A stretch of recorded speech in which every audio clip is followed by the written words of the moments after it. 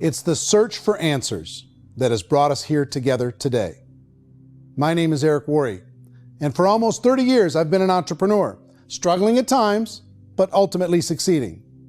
As a best-selling author, speaker, and business owner, I've spent my entire career helping millions of people around the world to become entrepreneurs. And I believe strongly that there is, in fact, a better way when it comes to how we make a living. The career landscape has changed dramatically, and many are still working in a model that is completely out of date. What worked for previous generations isn't working as well for people today. In this film, we're going to explore 3 important questions. First, what's really going on in our working world today? Second, in this new economy, is it better to become an entrepreneur, or is it safer to work for someone else? And third, if a person decides to become an entrepreneur and start their own business, how can they do it without taking on massive risk? To help in this journey, I've brought together some of the greatest experts and thought leaders in the field of entrepreneurship to share the real facts with you. My intention is to give you new information that will allow you to make choices that are not limited by an old, outdated model. Let's start by understanding what's going on in our working world today.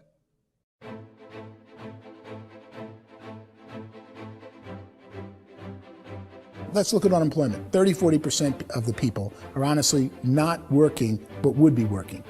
What our government does is if you haven't found a job in 6 months, we don't call you unemployed. We pretend you dropped out of the labor force. I've often said that unemployment, particularly structural unemployment, that's unemployment due to technological changes, is the first sign of economic growth. Think of it, 10 people live on an island. They go out every day and fish. One day, new technology shows up. A missionary brings them a net. Now, using the net, one pilots the boat, one throws the net. 2 fishermen can do all the work 10 used to. That's a 500% increase in productivity, 2 doing the work of 10, in one day. You don't have to learn a lot to learn how to throw a net instead of throw a fishing line. The island's got a big problem, 80% unemployment. But the island still has all the wealth of the fish because the 2 people produce as much fish as 10 did. Now, of course, looking back in history, these changes used to take thousands of years. And during that time, we went into farming and transportation. Some of us became doctors and some teachers and lawyers, and we developed all these new professions and new manufacturing jobs. Today, these changes are occurring literally in one day when a new technological advance occurs, and we don't have the social structures to deal with it or to retrain the unemployed people. So one of the things that I think is interesting as I travel across the country and really travel around the world is the way that we work and the way we get paid for work is changing pretty dramatically. On a global basis, everything is being turned upside down because of the rapidly advancing technologies. They are eliminating many jobs, and we have been left with many people not prepared for the jobs that exist. A lot of demand in public companies was to squeeze out all the fat and to get just as much margin as we possibly could, and fat equals humans. So this idea of job security and information age is so obsolete, but it's still taught inside our school system, and that's where the problem starts. There's no financial education in school system, and people are still trained to be employees who work for that paycheck. This is a chart on the middle class. What's happening in the middle class, those that went to school, their incomes have been coming down for years. And parents still say to their kids, go to school, get a job. Now what happens to all those middle class people who are dropping off the ends of the chart? Well, they become what's called working poor. And this is what happens to working poor. But they say poverty is ending. Well, poverty may be ending, but working poverty is going up. And this is food stamp usage. So food stamp usage in America is going through the roof right now, because people cannot earn what they call a living wage. Most people have experienced financial pressures that I think are probably greater than they have been in the past. If you're not working for yourself, then it's going to be a pretty hard road for a lot of people. Today, if you're going to control your future, the 40-40 plan is gone, where you can graduate from college and get a job and work for 40 hours a week for 40 years. That day is gone. So some of these charts actually tell you what's going on. And this is a really interesting one. You know, people are going back to school because if I go back to school, I'll get a nice job. But this is what's happening to, it's called Sallie Mae, which is the student loan guys. Student loan is going through the roof. It's now over $1 trillion, and student loan debt is worse than credit card debt. So when people stopped using credit card, the government got people into student loan debt. And the problem with student loan debt is you can never be forgiven. See, with credit card debt, you can declare bankruptcy and all's forgiven. But student loan debt, you can declare bankruptcy, you still owe it. It's the worst of all debt. But this is the next picture. Look at this chart here. This is what's happening to wages of college graduates. It's going down. So you go to college, you rack up all this debt, but you earn less money. Now, that's not that intelligent. Average person who's been working a lifetime in America today is ending their lifetime at 65 with about $41,000 in assets. They earned just enough to survive. I think in the United States we have something like 17 trillion in debt. That's just the federal government debt. We got another 2 in municipal and in other, let's call it almost 20 trillion government. We've got 40 trillion in private debt. That comes up to close to 60 trillion. When you then add something we never had before, what you were talking about, when we look at the unfunded portion of Social Security and primarily Medicare, Medicaid, that at the most conservative estimates from outside firms, Kleiner Perkins, 67 trillion and growing. That's more than all our other debt. There's less conservative estimates that say it's 84 trillion or higher. I added up conservatively $127 trillion in total debt. Debt is a financial drug. When you take it to excess, it's like taking a drug. Yeah, it makes you feel better, it enhances your performance, but at a huge cost, eventually it kills you.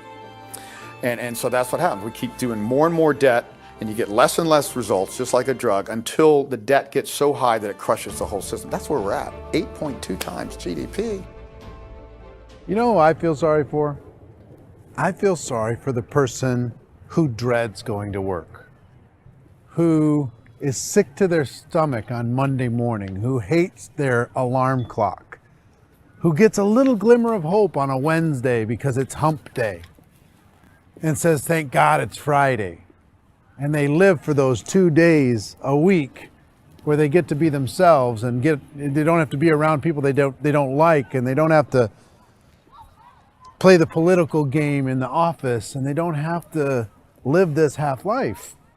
The person that works 50 weeks a year just to be able to have the 2 weeks for vacation. And you know what happens to most of them nowadays?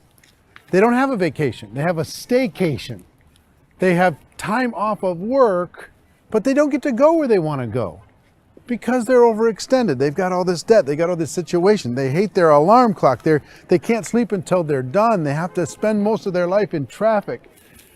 I feel sorry for that group of people because there's a better way. They just don't know it. I see this really interesting attempt at rugged individuality in a 6x8 rectangle. And I feel like you're all the same, except for the little push pins of the pictures. There's different pictures. Yours is named Jenny and his is named Sujara, but it's the same people. And this is how they are, and they're just like the zombies, and there's no joy in there, there's no fun. There's always like the wacky woman who decorates her cubicle, and that's the most she can do there. You got to give her credits, right? The wacky cubicle woman. The basis for their life is worry. I'm worried, you know, maybe I'll get fired. I'm worried maybe my company will go out of business. I'm worried I can't keep spinning the plates on paying the bills. I'm worried about how do I send my kids to college. I'm worried, what if the transmission of my car breaks? That's, you know, 2 or 3, I can't fix it. People live in a sea of worry, and it eats at them. Those signs that people held up during the Depression didn't say looking for gainful employment in a cubicle. It said looking for work. Work is what we're looking for. Job is just a unit of measurement. Work is what we're going after. It's time to look in the mirror and say, it's not the economy, it's my economy. It's my little world of where I am. I need to improve. I'm not going to wait for the economy to come back, because frankly, the economy is doing great in this country. So I'm here on Wall Street, the financial center of the universe, the financial capital of the world. This is where most people's money goes to at least be held for a time, right? With interest rates in banks being effectively zero, and many experts are predicting it's going to stay at zero for the next 10, 20, even 30 years, people feel like they don't have any choice but to put their future into equities, to put their future into the hands of other people on this stock market, and hope that the stock market goes up, hope that the stocks that their advisors pick or that they pick goes up. That's one way to go, I guess. It's my personal belief that if you put your future into the hands of yourself, in other words, you have earning power by yourself, I think you're a better investment than these guys. I think you controlling your future is a better option than handing over your retirement to these guys. The average household income in the United States is approximately $50,000 a year, what they call the middle class. To reach the top 25% of income earners, you'd need to earn at least $90,000 a year. To reach the top 10% would be a household income of $140,000, the top 5%, $190,000, and to be in the top 1%, you'd need a combined household income of at least $380,000 a year. So here's the question.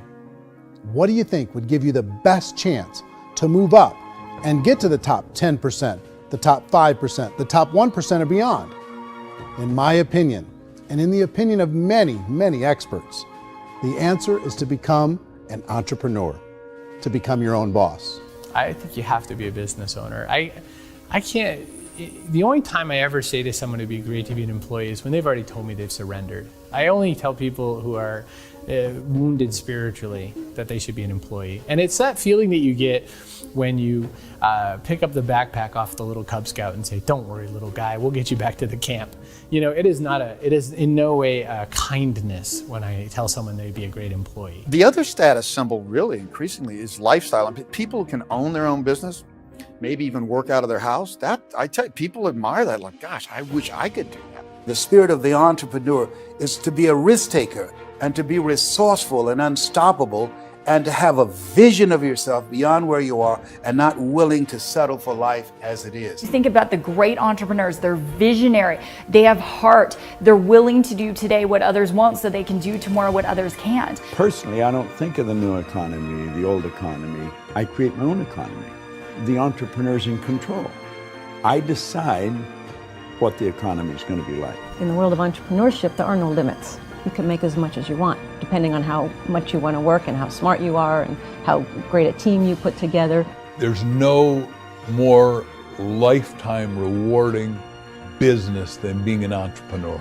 Why in America, where anyone could be anything, would people want to give up their freedom and become effectively a modern-day slave, told shut up and be here every morning at 7:30, leave at 5:30, and do what I tell you? If people decide to become an entrepreneur and work for themselves, they have some traditional options, but they're riskier than you might think. Any kind of a retail business, retail build-outs is extremely expensive. Even just these small little yogurt stores where they're putting little yogurt machines and you get all the different flavors, you're spending $200,000, $300,000, $400,000 to open a yogurt shop. I would love to buy a Dunkin' Donuts, but it's $500,000 or so to start. I don't quite have that just in case money. Risk you can lose it all, and most guys do 2 or 3 times, and even big guys like Branson, because I'm such a fan of his, half his companies don't work. If you make $1 million, your problems are going to go. If you make $1 billion, your problems are really going to go. Just the opposite. You and I know when you're making $1 million, you get $1 million responsibilities. You make $1 billion, you got 1,000 times $1 million responsibilities. And most people say, I'd love to be my own boss. 70% of Americans would love to be their own boss, according to recent polls. But they don't know how to get there. Because what are you going to do? One, you could buy an existing business. If somebody's selling an existing business, you have to ask why. Usually because it's probably hard. It's probably not making as much money as they hope. 2, they could buy a franchise. A little less risk, proven system, but it's expensive to be able to do that. 3, they could start something from scratch. And that's where a lot of people feel like, I don't have the chops to do it. I don't have the money. I don't have the product idea. I don't have the expertise. I don't have whatever it's going to take to be able to get there, and I can't risk my family to do it. So, 4th, they could become an investor. A lot of people in this town invest to try and figure out a way, but you got to be pretty smart with that game too, right? Venture capitalists, who are the very best and most sophisticated in investing in new breakthrough businesses, make it on 1 out of 11. That means 10 out of 11 are mediocre or fail. Most of them fail. That's the risk there. An angel investor is lucky to get 1 out of 15 or 20. A business is a team sport. Like, I have to have accountants, I have to have engineers, I have to have systems designers, I have to have sales, marketing, I have to have accounting, I have to have mission statements, I have to have legal and all that. The average Joe Schmo, even me, I go out there, I don't have the skills to put a business together. I think the bottom line for the 4 traditional options is they take money, sometimes a lot of it. They take expertise, and they take time. All of that adds up to just too much risk for most people. I bought a business from somebody else and it was a lot of work. And you start wondering, what did I just buy? Because I guess ultimately I own your email list and I just overpaid for it. People that start their own business, they spend a lot of money, they spend a lot of time, a lot of effort to get things started. And the more you invest on the upfront, the harder you typically work at it. I can tell you what the success rate is of a restaurant. What is it? They're crazy enough. About 90% of them fail. About 90%, in how quickly? Year or less. Wow. And if we're talking non-franchise, we're talking franchise, Sure. that's totally different. Yeah. But our students aren't getting franchise restaurants. You got to invest big money. Exactly. And with someone like McDonald's, you've had to work with the company for a long period of time, really know the Even have a business. chance at investing $1 million. Have a chance, and it's a slim chance. What if there was a way that you had all the proven aspects, the comfort aspects, and you could still control your own life? What if there was both? In other words, you didn't have to create everything from scratch. You didn't have to be a super leader. All you had to do, what if there was a proven product already? You didn't have to create the product. And there's a proven system already, proven training already. Everything except an employer. That was the only thing that you didn't have. Do you think more people would be open to working for themselves in that environment?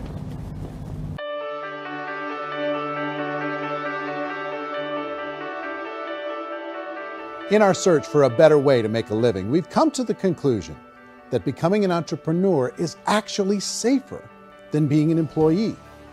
And through our look at the entrepreneurial options, one particular path kept coming up from expert after expert. And I think most people will find it surprising because it's certainly a non-traditional business model.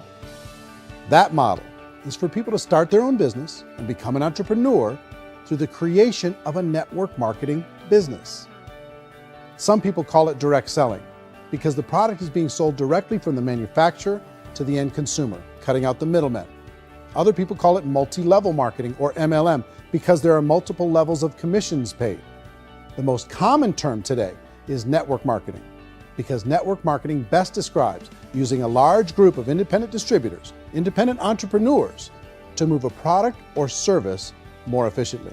So my friend here, Donald Trump, and I, we always write about the network marketing industry. And the reason we support the network marketing industry is because it really is a business school for entrepreneurs.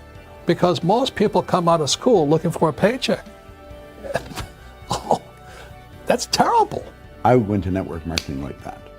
I think if it didn't exist, we should invent it. It is that good. I think direct selling is a great way to do business today. It's very easy to get into that industry, and you can be self-employed, be in effect an entrepreneur. When we see multi-billionaires adding network marketing companies to their portfolio of companies, that would be a clue. When we see people who are very famous authors and very famous business people endorsing the industry, that would be a clue. These network marketing companies aren't $50 million companies, they're billions and billions of dollars. They lead the stock market, they're major companies. When we're going to get it? You know, and you're going to school to work for a paycheck, but if you want to be rich, be an entrepreneur, and network marketing gives you the spirit to be an entrepreneur. A traditional company will spend up to 50% of their total revenue on marketing. Network marketing companies use a different approach. Instead of having all that extensive marketing expense, they utilize a network of independent distributors to do the marketing for them. Now, why do they do this? First, because word-of-mouth advertising is so much more effective today than traditional media advertising. Second, some products need to be explained or demonstrated and an independent salesperson can do that more effectively than an ad campaign. Third, it's completely efficient. The company only pays for the marketing of their product if a sale happens and not before. Imagine if Amazon allowed you to become an independent distributor and paid out 40% of its revenue to that distributor group. All you had to do as a distributor was recommend a product, and if a person bought it on Amazon, Amazon would take care of all the logistics and you'd get paid for bringing the customer. Now imagine you got paid for every purchase that customer made for the rest of their lives.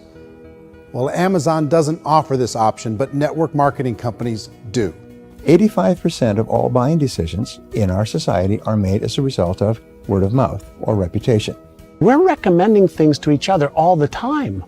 You know, who's your dentist? Who's your doctor? Who's your lawyer? What detergent, are you using? What legal system are you using? What product are you using? We're talking to each other about the things that we love anyway. When you go into a big box retailer, you're lucky if the clerk looks you in the eye, much less gives you any detailed or accurate information about what you're purchasing. So of course, this personal information, this education coming from a friend, a neighbor, a relative, or even a stranger, but one who has experience with the product is extraordinarily valuable. As a matter of fact, network marketing can educate consumers probably better than any other form of marketing. It certainly can do better than advertising, because advertising usually has a certain hype to it and you can only get limited information. So, network marketing trumps advertising. If you were a typical sales company and you wanted to sell $1 million a month worth of product, you might go find 100 superstar salespeople. The quota would be $10,000 a month. So network marketing as a distribution system just flips the numbers. So we use 10,000 happy, raving fans of a particular product, and we don't concern ourselves so much with how much product each one of them individually sells. If they sell just $100 or $200 a month, and there's 10,000 of them, you're selling $1 million to $2 million a month worth of product. And that's the best way I can explain how network marketing works. This is the marketing arm of the company. There's not money being wasted on bricks and mortar. There's not money being wasted on inventory that's sitting stagnant somewhere. There's not of employees standing around that don't have customers. These are people that are going to connect with customers. These companies allow people to become independent distributors for extremely low cost and with no minimum time or sales quota. Essentially, they own their own business and can provide as much or as little sales as they choose. In other words, the distributor gets all the benefits of traditional business ownership without the risk. The advantage of network marketing is the ease of entry, the low risk, and the low startup cost, because almost everything else has very high risk. You can get in for a minimal investment. You're buying into a system that's already been proven, products or services that have been proven to work. The keys to network marketing is providing an opportunity for the masses to get involved, providing an opportunity for the average person who doesn't have the resources to start their own business. All of this so far is fairly straightforward, but network marketing offers another benefit, and it's this benefit that makes it so interesting for entrepreneurs. Network marketing allows a distributor to build their own network of other distributors and then compensates them on the sales created by that entire group. Direct selling is, at its base, very simple. It's the sale of a product or service to an individual on a face-to-face, one-on-one basis, just the way we're talking right now. But there's an important element as well, and that's the offering in conjunction with that sale of product, the offering of an opportunity for someone to make something of themselves. No matter what your social status is, no matter what language that you speak, I mean, look how many unbelievable people are becoming successful that speak every kind of language out there. What an awesome gift to give the world. Instead of having to work your way up in a system and prove that you could be a sales manager, they just decided everybody can be a sales manager. Everybody gets to build a sales team from day one. And so what that brought into the system of growth as a direct selling company is the concept of compounding or geometric progression. Because now you can actually grow sales force very quickly because everybody is enrolling people in their own sales force. People who are like, oh, this is weird, I'm building a sales team, or what do you think you do at a regular company? How do you think a regular company works? Network marketing is the only industry that doesn't say your past determines your future. It looks at your past and says, okay, now what can we train you to do so you can have a great future? Every other employer out there wants to exploit you for what you already know, not teach you something new. Network marketing has the potential to save the United States and the world because it's going to teach people not to be employees, but to be entrepreneurs.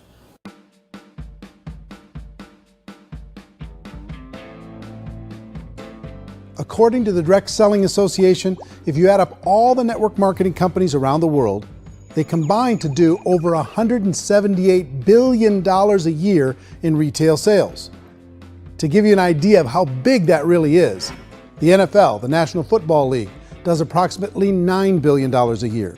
The music industry does a little more than $16 billion a year, and the movie industry does about $80 billion a year. Using a conservative average, network marketing companies pay their distributors about 40% of that $178 billion in the form of commissions, which adds up to more than $71 billion a year. That's almost $6 billion a month. It's almost $200 million in commissions every single day. So it's certainly working, and people are making serious money in network marketing. With the growth of the direct selling industry over the last 10, 15, 20 years, we've seen a broader understanding of the channel.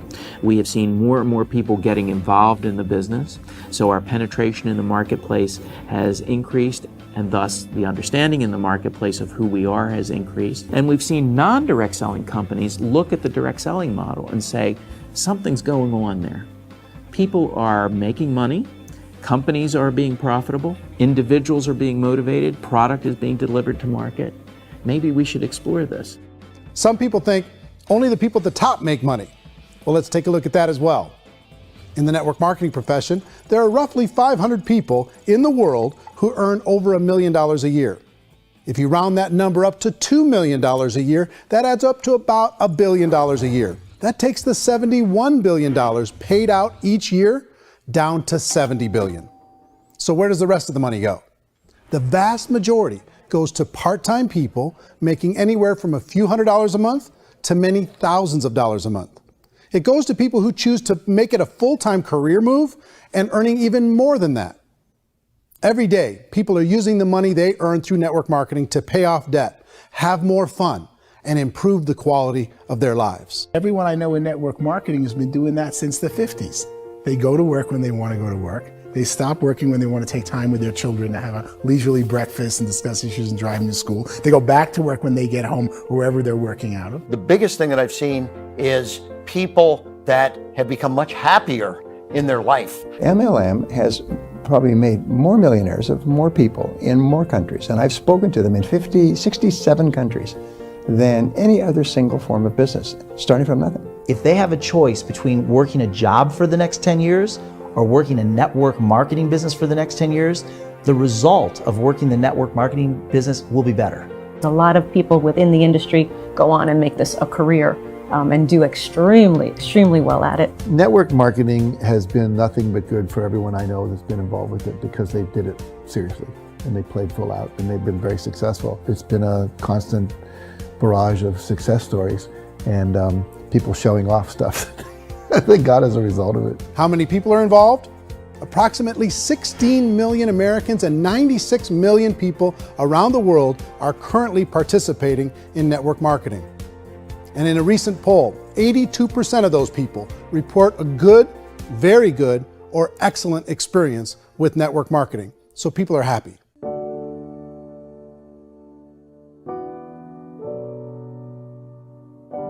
So I've taken a look at the network marketing profession and really tried to understand why so many people are confused as to the validity of this as a business.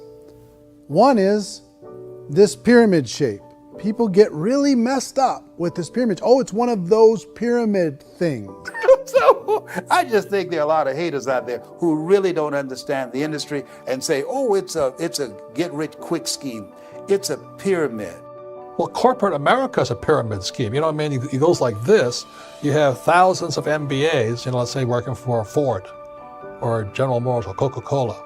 If all these MBAs are all trying to get to here, that's a pyramid.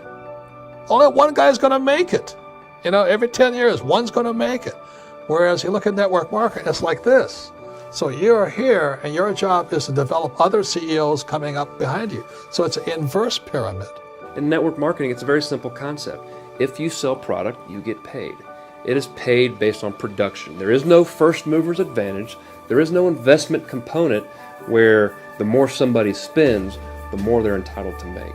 So the two are polar opposites of each other. Doesn't matter what shape the company is or the compensation plan is shaped, whether it's a circle or a pyramid or a triangle or a trapezoid, it doesn't matter. If compensation is coming primarily from recruitment, then you've got a problem.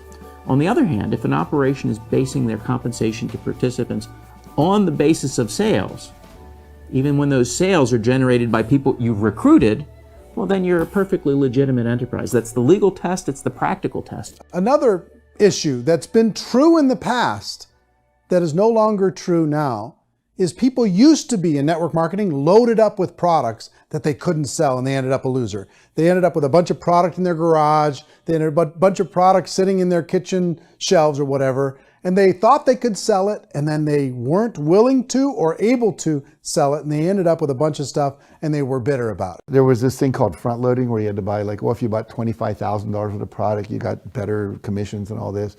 Today, it's almost all done by computer. It's direct mail, comes from a warehouse somewhere else. You don't have to have all this inventory. You don't have to stock up. It's a paperless world now. You know, most of it's done online. You have a back office. It really works. And I mean, the technology has changed everything. Third issue is people start talking about 99% of people in network marketing don't make any money. Well, we've talked about that over the course of this journey together. Almost $200 million a day is being paid out to network marketing distributors around the world. The naysayers, the people who say that it doesn't work, are usually the ones who just don't know how to make it work for themselves. And so they're giving you an opinion, and I tell people, don't confuse people's opinions with expertise, because opinions are free. And don't confuse sincerity with the truth, because people can be sincerely wrong. But here's the reality inside of network marketing. The vast majority of people that get involved in network marketing just become customers, and they get involved to be able to purchase product at a lower price. If you take Costco as an example, if a person goes into Costco and gets a membership to Costco so they can get a lower price on the product, we don't call that person a loser because they have a bunch of product that they walked out with a smile on their face. Yet when some people want to take a look at network marketing, they say, well, those people, they're just using the product and they aren't earning an income, so they must be a loser. They're not a loser, they're a happy customer. That's the vast majority of people that are involved in network marketing. Now, a smaller percentage of those people decide to go build a business. They earn $300 a month, $500 a month, $1,000, $2,000. That's the bulk of earnings in network marketing. And then there's the few that really decide to take it serious, really decide to build a large network, really work to make that network very, very productive. And those people make huge amounts of money, and there's no cap. What I do as an outside economist, just somebody looking at this industry like any other industry I speak and say, look, what's the realities of this? 1% do incredibly well. 10% generate some additional income at pretty low risk and effort. That's not, and 90% of people roughly end up customers. One thing that I think is real when it comes to people's perceptions about network marketing is people put this, and distributors, I think, involved in network marketing have some responsibility for this. They have sometimes unrealistic claims about the product or about the income. Most people who become distributors, they want the money, they want to be successful, but they don't have the skills. They don't know what to do. And when people don't know what to do and they're in a new business, they're scared. And when they're scared, they panic and desperation kind of sets in. So they think everyone they talk to has to get in. So if I talk to you and you say, well, no, I don't have time to do that, they're like, no, I need you. You have to do this or I won't be successful. So I start clawing on you. I start that desperation. So then I start making claims about the product, which are not appropriate, probably not even true. Or I start saying, oh, let me show you how you can make all this money and you don't have to do anything, Eric. And so you just totally misrepresent the opportunity, and you're clingy with people because you think you need everybody to be successful. and you don't. You know, one of the messages that I try to deliver most forcefully to companies as well as salespeople in direct selling is that you don't have to overpromise.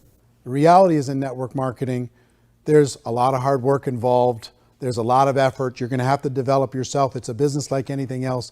It's going to take some time, but in my opinion, it's better.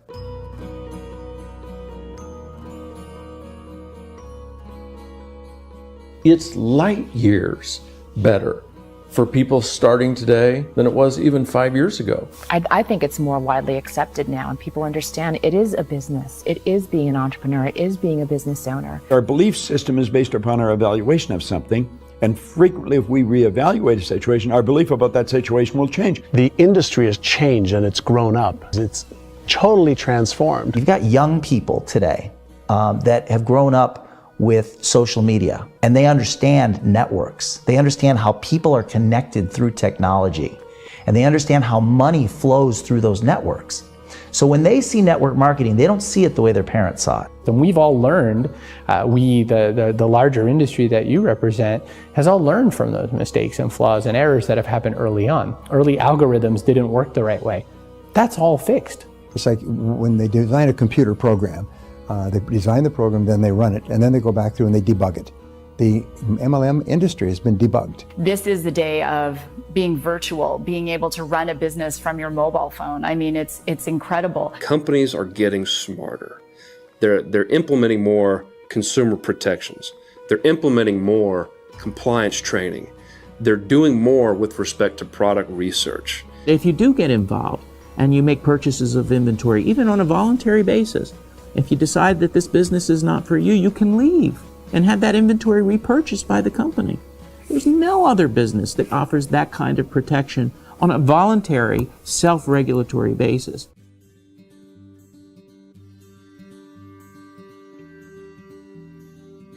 If you decide to look further into a network marketing business in order to generate more cash flow for your family, I would recommend reviewing the following 4 elements. First is the product or service. And on the product or service, I would ask 5 important questions. 1, do you like it? Is it something you would feel comfortable sharing with others? 2, is there a recognized need in the marketplace? It's hard to create a need if one isn't naturally there. 3rd, does the product meet that need? Does it solve a legitimate problem for consumers? And 4th, is it priced to sell? Can it compete in the marketplace? And 5th, is it priced for profit? Is there enough margin for the company and the distributor to be able to generate income for the long term? If you can answer the questions on the product to your satisfaction, the next element to consider is the company itself. Is it well run? Do you believe in the founders or the management team? Do you feel they have what it takes to go all the way? See, it doesn't matter how good the product is if the management can't take care of the company. Good management can change with the times. They can handle adversity. They can make good decisions. Make sure you choose a company that can serve you for a long time. The third element to consider is the compensation plan. And with that, there are 3 important things to look at. First, a brand new person needs to be able to generate some money fairly quickly. It may be an obvious reason, but you can probably imagine the ripple effect of a distributor getting involved and having even a small victory fast.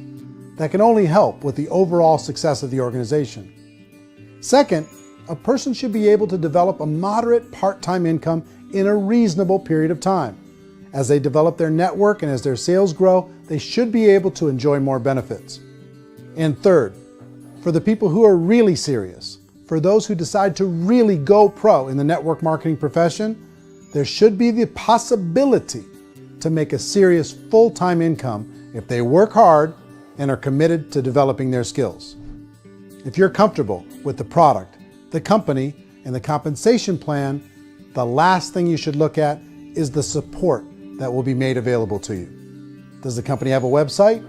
Does it have a solid online reporting tool? Do they have comprehensive training available? Do they host events to help you build your business? If you decide to do this, what kind of a support system can you plug into? Choosing a network marketing company is a personal decision. But evaluating the 4 elements of product, company, compensation plan, and support is a great place to start. Is the company promising that you're going to get rich quick or that you can make a lot of money without a lot of effort? That's a red flag. Is there a product that you really believe in that you think can be sold? Or are you being told by salespeople or the person who's trying to recruit you or by the company itself that don't worry about the product, all you have to do is recruit other people into the business? Red flag, warning sign. If you're hearing that, take a second or even a third look. Get to know the customers, the products, the business, have some success, and see where the opportunities might take you to move up in the organization. You want to find out, how concerned are they about my education, my training, and my development? Is there a space for me to grow? Most important question. Learn everything that you can about the product. Make sure it's something that you believe in, and learn everything you can about the industry and work that system. You have to be very passionate about whatever that company is doing. I would get involved. You can always test drive anything, the product, the service, the community, and then lean into it a bit. If it feels good, then lean into it a lot. Behind me is the Lincoln Memorial. And this is a place where Martin Luther King Jr. had his famous "I Have a Dream" speech. And at that speech, he talked about his dream for equality for everyone around the world, and that's a noble dream. But I think more people need to remember what it was like when they were kids and the dream was still alive in them, before it got beaten out of them by reality, by this paycheck, by these responsibilities, and by having to live for this job to pay the bills. I think people need to remember that, go back to that. Once they know that there's a better way, I think their future is going to be much brighter. They can live a better life.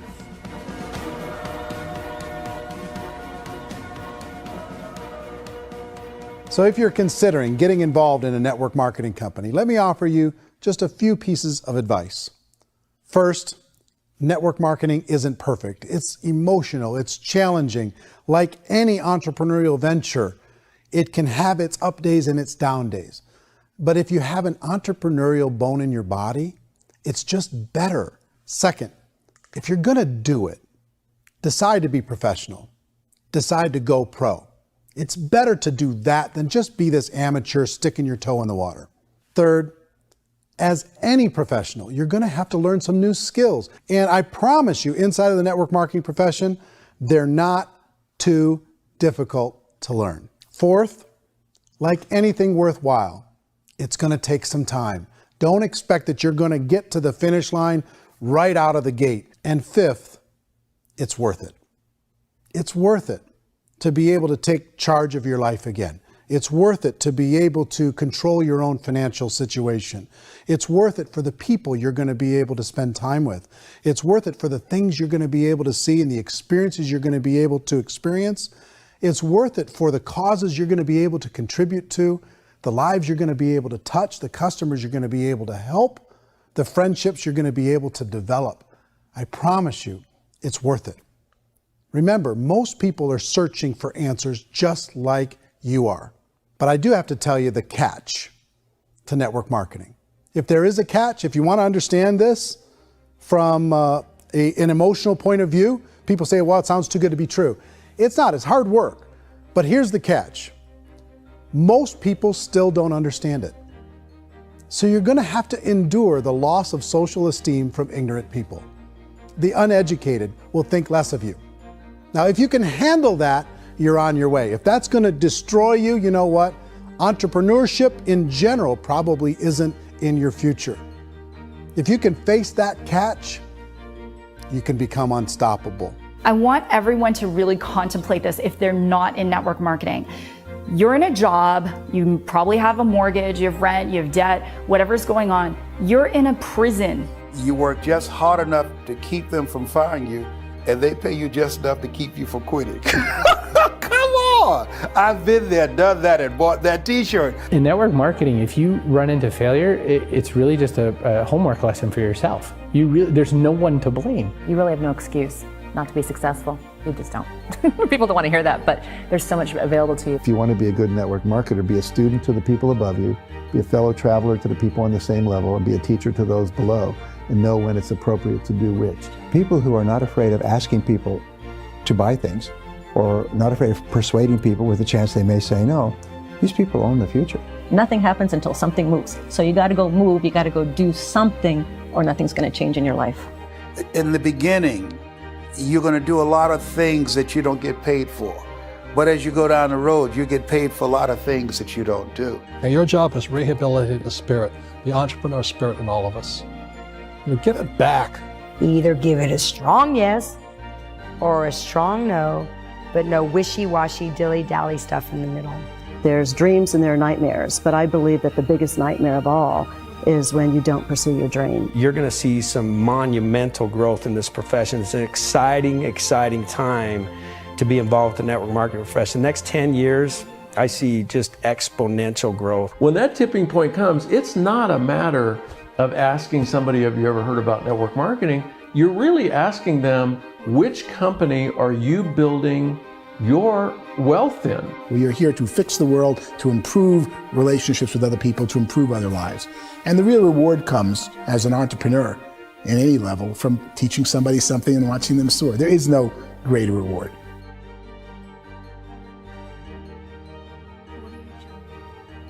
Life's too short to spend it living someone else's dream instead of your own. It's too short to spend it living at a fraction of your potential. Can being an entrepreneur be a challenge at times? Sure. But here's what you get in exchange. It can be yours. Something that you built, something that you created, something that you made happen. This balloon represents your dream. It represents entrepreneurship. My wish for all of you is that you would reach out and grab it. The choice is up to you.